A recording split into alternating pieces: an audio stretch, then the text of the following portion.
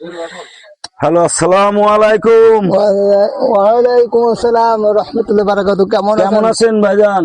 আলহামদুলিল্লাহ, আল্লাহ ভালো রেখেছে। আপনারা কেমন আছেন? আলহামদুলিল্লাহ। তা আপনি এই পটল চাষ কতদিন ধরে করছেন?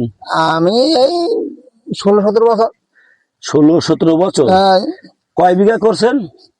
আমার ওরাম নির্দিষ্ট নেই, 5 কাঠা 10 কাঠা এমনই। তা ফলন আছে কেমন?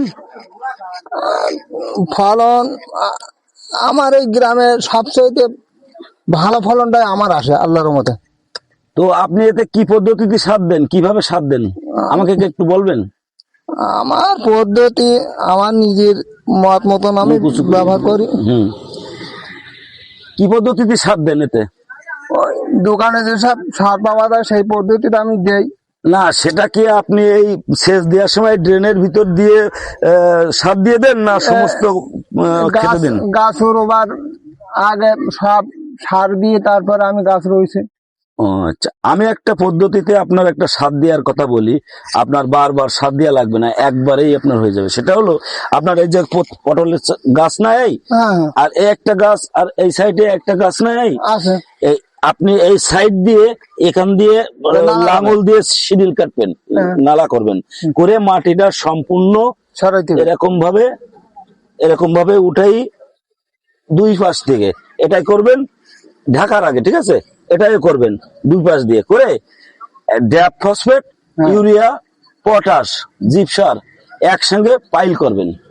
করে আপনি সারগুলো মিক্সড করে এরকম ভাবে ঢালাই করে দিয়ে দেবেন, দিয়ে মাটি দিয়ে এইভাবে সমান করে দিয়ে কমপ্লিট করে ঢেকে দিয়ে দেবেন। তারপরে আপনি শেষে 2-1 চালান সার দিলেও হবে, না দিলেও হবে।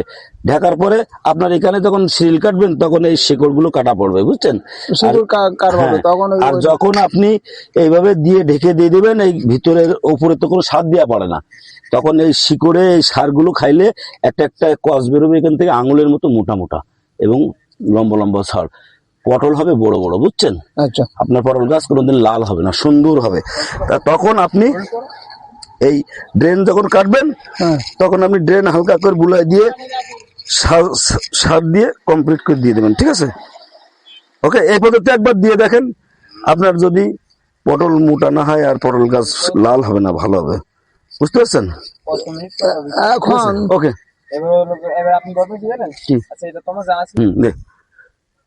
ভাইজান, আমার এই পদ্ধতি তো জানা তো ছিল না। আমি দীর্ঘ 15 থেকে 17 বছরের চাষ করছি। আপনি যে বিষয় দেখালেন, আপনি এরকম করে দেখেন। আচ্ছা, আপনি যদি বেশি ফলন না হয় তাহলে তখন আমাকে বলবেন। ফলন দেওয়ার মালিক আল্লাহ, ইনশাআল্লাহ। ওকে, আল্লাহ হাফেজ, ভালো থাকবেন। আসসালামু আলাইকুম। ওয়ালাইকুম আসসালাম।